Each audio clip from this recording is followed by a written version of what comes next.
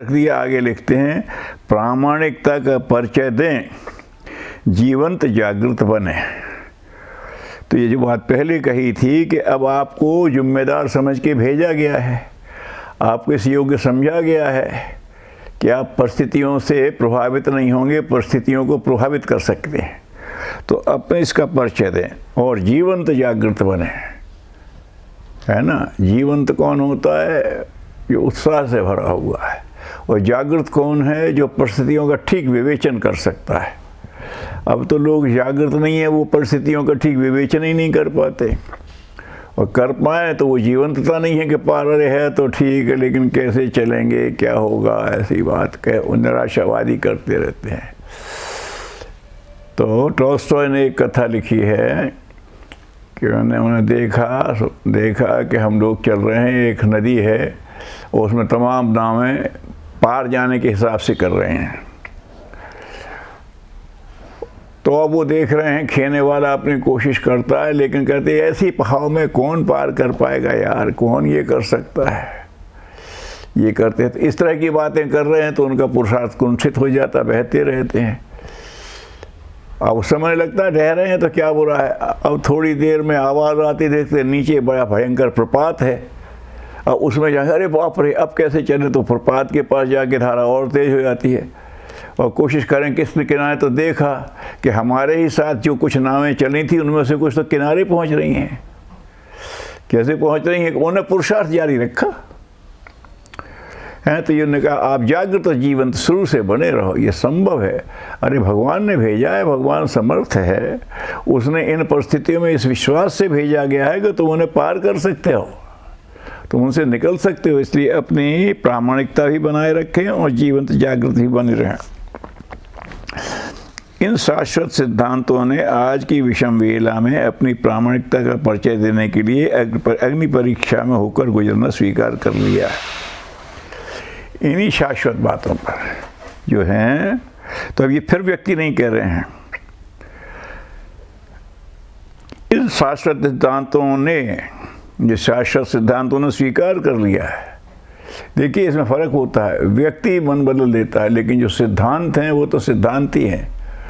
तो उन्होंने ईश्वर प्रेरित सिद्धांत हैं, हमने उनको अलग वो नहीं माना, वो एक जीवंत इकाई होते हैं।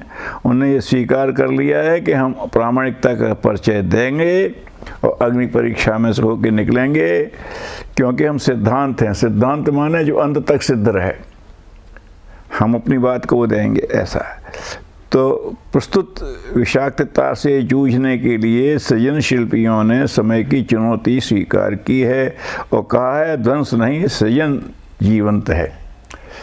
अरे साहब ऐसे भयंकर में ध्वंस है और विराट हो रहा है, उन्होंने कहा नहीं ध्वंस नहीं है, जानदार, सृजन जानदार है।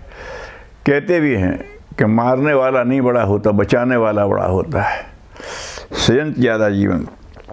क्योंकि अगर ऐसा नहीं होता तो ये तमाम सब परिस्थितियाँ आई हैं, सृष्टि कभी भी नष्ट हो जाती है, लेकिन परिस्थितियाँ आती हैं और उनमें से फिर निकल करके खड़ा हो जाता है।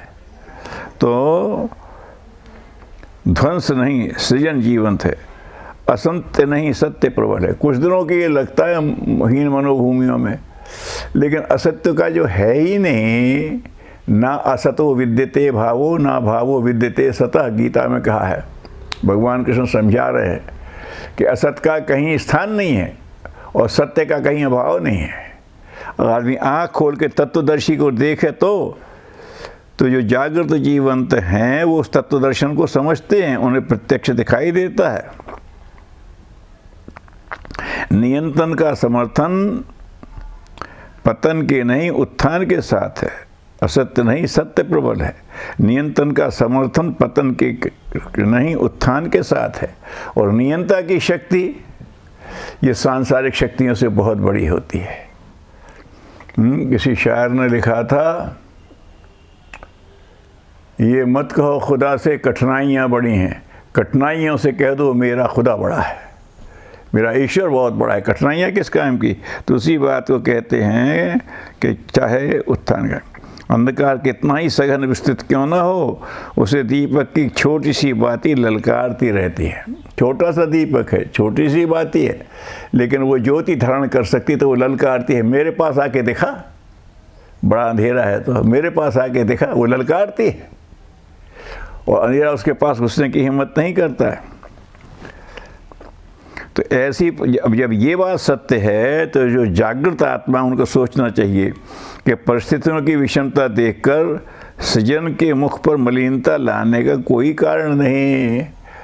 जब छोटा सा दीपक अंधकार को, घने अंधकार को चुनौती दे सकता है, तो सृजन को भी ध्वंस को चुनौती दे के खड़ा होना चाहिए। ये उसमें सामर्थ्य है और खड़ा हुआ है, आज भी होगा।